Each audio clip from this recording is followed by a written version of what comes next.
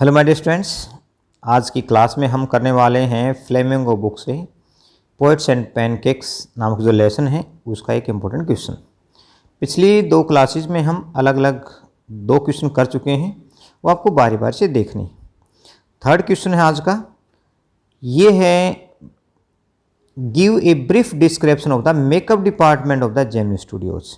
Gemini studio के makeup department का आपने संक्षिप्त में वर्णन करना है। ये 2019 में आया हुआ है। ऐसे ही क्वेश्चन सेम है लेकिन थोड़ा सा चेंज करके पूछ लेते हैं एग्जाम में। तो describe the makeup department of Gemini studios. Gemini studios के मेकअप विभाग का अपना वर्णन करना है। ये HBSC के 2020 में आया हुआ है, ठीक है, 2020 में ये आया हुआ है। अब इस क्लास का फ़ायदा क्या है आपको कि आपने एक लॉन्ग क्वेश्चन किया, साथ में 3 या 4 जो है वो शॉर्ट क्वेश्चन भी आपको फ्री में मिलेंगे।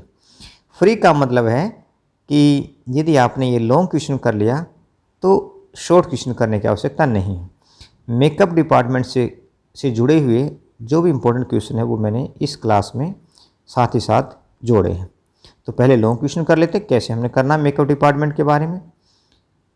The makeup department of the Gemini studios was in the upstair of A building. ये जो मेकअप डिपार्टमेंट है वो कहाँ पर है? जेमिनी स्टूडियो का जो मेकअप डिपार्टमेंट है वह है अपस्टेयर ऑफ ए बिल्डिंग, एक बिल्डिंग के ऊपर वाले हिस्से पर है, ठीक है। इट वाज बिलीव्ड दैट, ऐसा माना जाता था या ऐसा विश्वास किया जाता था that this building was once Robert Clive's stable. Stable का मीनिंग होता है अस्तबल। तो ऐसा माना जाता है कि यह जो इमारत थी वह रॉबर्ट क्लाइव का क्या थी? अस्तबल थी, ठीक है। अगला पार्ट देखो इसका। It had the look of a hair cutting salon. ये जो मेकअप डिपार्टमेंट है दिखने में कैसा है? हेयर कटिंग सैलून के जैसा है, मतलब बाल काटने वाले जो दुकान होती है, ठीक है, एक नाई की दुकान होती, बिल्कुल वैसा इसका लुक है। देखने में बिल्कुल वैसा ही लगता है कि हम किसी सैलून में आ गए हों। There were half a dozen large mirrors. वहाँ पर कितने दर्जन हैं? हाफ ए डजन मतलब 6 जो पीस हैं वो दर्पण लगे हुए हैं, 6 दर्पण वहाँ पर लगे हुए हैं इस मेकअप डिपार्टमेंट के अंदर। These lights were glowing with heat. अब इसके साथ साथ यहाँ पर क्या जो लाइटें हैं वो भी ऊष्मा के साथ जल रही है। मतलब जब ये लाइटें जलती हैं, यहाँ की जो लाइटें हैं वे ऊष्मा के साथ जलती हैं, मतलब जलती हैं तो उसमें से ऊष्मा निकलती है, मतलब गर्माहट निकलती है। Thus those who came there for makeup, इसलिए जो लोग यहाँ मेकअप के लिए आते हैड टू बियर, उनको सहन करना पड़ता था ए लॉट ऑफ हीट, बहुत ज़्यादा गर्मी। The writer calls it the firing misery. लेखक इसको क्या कहता है? बहुत ज़्यादा कष्ट कहता है, क्योंकि जिन लोगों को यहाँ मेकअप के लिए आना पड़ता था उनको बहुत ज़्यादा कष्टों का सामना करना पड़ता था। कष्ट किस बात का? गर्मी का। The makeup department was first headed by a Bengali. जब मेकअप डिपार्टमेंट बना या शुरुआत इसकी हुई उस समय ये किसी बंगाली ने इसका मतलब वो हेड किया था, मतलब उसका मुखिया था, ठीक है इसका। He was succeeded by Maharashtra, और उसके बाद और उसका उत्तराधिकारी कौन बना, मतलब उसके बाद उसको संभालने वाला कौन बना? महाराष्ट्र का कोई व्यक्ति था। ही was assisted by man from Dharwad. फिर उसका सहायक कौन बना? असिस्टेड माने सहायक बनना, धारवाड़ का व्यक्ति। आंध्र प्रदेश, फिर एक आंध्र प्रदेश का व्यक्ति आया। Burma and the usual local Tamils, Burma और स्थानीय जो लोकल व्यक्ति थे वो इस स्टूडियो के सदस्य बने। दस the makeup department was an example of national integration. इस प्रकार से हम कह सकते हैं कि यह जो मेकअप डिपार्टमेंट है वह राष्ट्रीय एकीकरण का या राष्ट्रीय एकता का एक उदाहरण है, एक प्रतीक है। क्योंकि अलग अलग क्षेत्रों से अलग अलग भाषा बोलने वाले लोग इस डिपार्टमेंट में आए थे, तो इसीलिए हम ये कह सकते हैं कि यह जो डिपार्टमेंट है नेशनल इंटीग्रेशन का एक एग्जाम्पल है।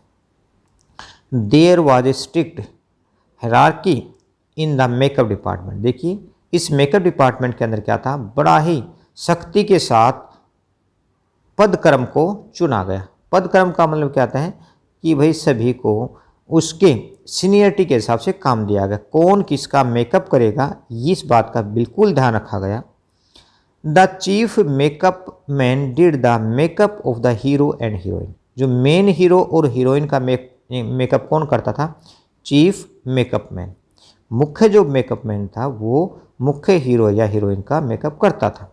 The senior assistant did the makeup of second hero and heroine. और सीनियर जो असिस्टेंट होते थे वो किसका मेकअप करते थे? दूसरे नंबर के हीरो या हीरोइन का मेकअप करते थे। The junior assistant attended the main comedian. और जूनियर असिस्टेंट जो होते थे, जूनियर जो सहायक होते थे, वे मेन कॉमेडियन का मेकअप करते थे, मुख्य हास्य कलाकार का मेकअप करते थे। The players who played the crowd was the responsibility of the office boy. और जो लोग भीड़ की भूमिका निभाते थे उनका मेकअप करने की जिम्मेदारी किसकी थी? ऑफिस बॉय की थी। ठीक है, किसकी जिम्मेदारी थी? ऑफिस बॉय की थी। पिछली क्लास में हमने ऑफिस बॉय का करेक्टर पढ़ा था। तो ये था हमारा एक छोटा सा क्वेश्चन इसके बारे में, जेमिनी स्टूडियो का जो मेकअप डिपार्टमेंट था उसके बारे में। ठीक है, अब इसी के आधार पर हम शॉर्ट क्वेश्चन कैसे करेंगे? Where was the makeup department of the Gemini studio situated. भाई उस जेमिनी स्टूडियो का मेकअप विभाग कहाँ स्थित था? बिल्कुल सेम लाइनें जो अभी हमने पढ़ी हैं वो ही लाइनें यहाँ पर मैंने लिखी, कुछ भी चेंज नहीं है। इसलिए आपको दोहरा फायदा ये होगा कि शॉर्ट क्वेश्चन भी साथ साथ तैयार हो रहे हैं और लॉन्ग क्वेश्चन भी। ठीक है, the makeup department of the Gemini studio was in the upstair of an old building. एक पुरानी सी इमारत में था। ठीक है, अपस्टेयर मतलब ऊपर वाले मंजिल पर था। It was believed that this building was Robert Clive's stable. ऐसा कहा जाता है कि यह जो इमारत थी वह रॉबर्ट क्लाइव का अस्तबल थी। ठीक है, अगर आप आगे बढ़ाना चाहें तो आगे बढ़ा सकते हैं कि इसका लुक कैसा था। ठीक है, अब वो अगले क्वेश्चन में देखते हैं कैसे वो पूछा गया।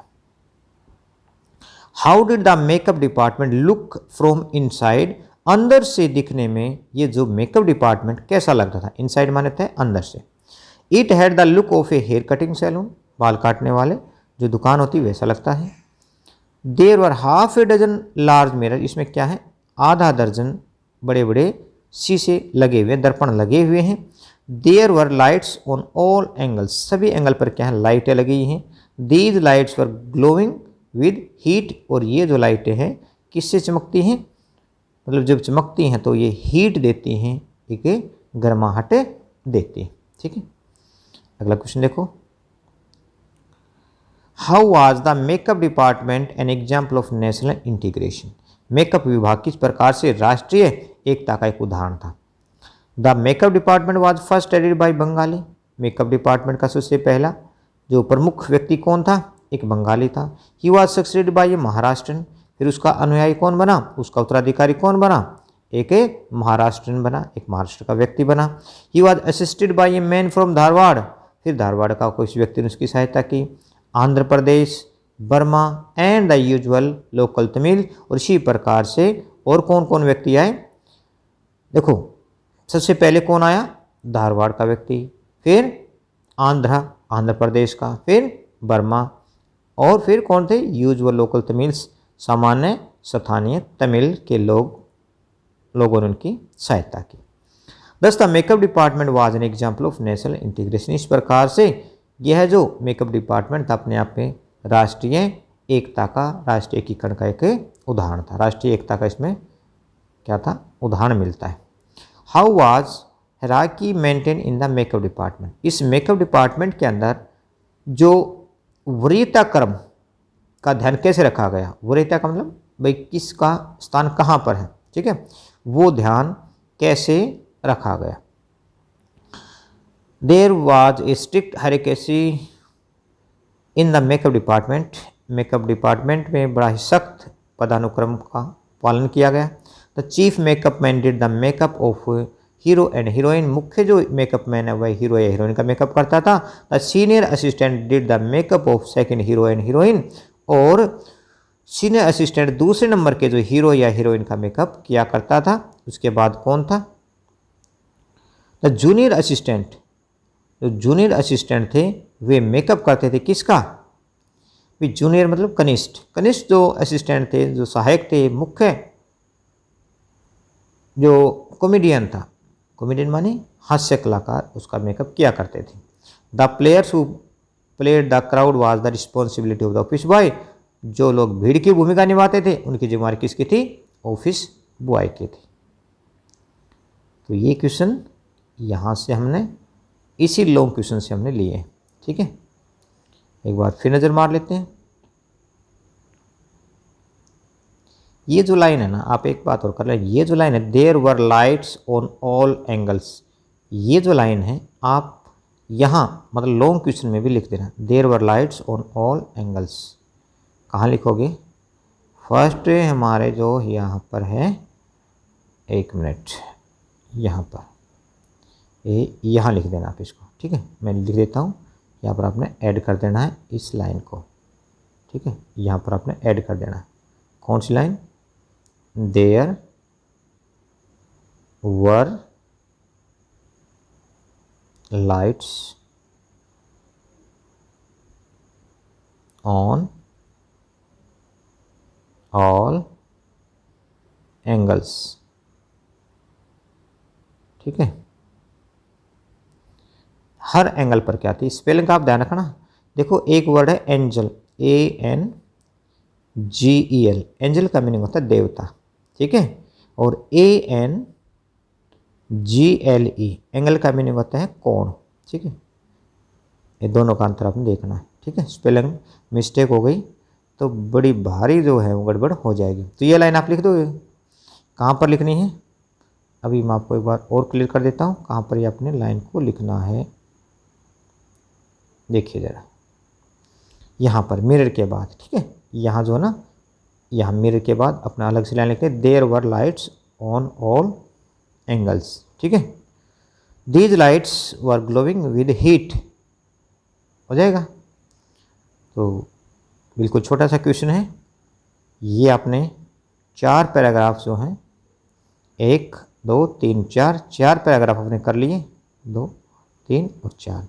तो एक तो आपको ये 5 या 6 मार्क का आपका एक क्वेश्चन आता है। तो आपको अगर ये आ जाता है तो ये मिलेगा। लेकिन साथ साथ यदि शॉर्ट क्वेश्चन भी आ जाते हैं तो आपके एक साथ 4 जो है ना, 4 क्वेश्चन भी शॉर्ट क्वेश्चन जो वो हो चुके हैं। ठीक है, इस प्रकार से हम आपके काम को आसान करने के लिए मैं अलग अलग जो तरकीब है, अलग अलग टेक्निक जो आपके लिए लेकर आता हूँ। तो मुझे उम्मीद है आपको अच्छे से समझ में आ गया होगा। कोई डाउट रहता है तो आप कमेंट बॉक्स में ज़रूर लिखें।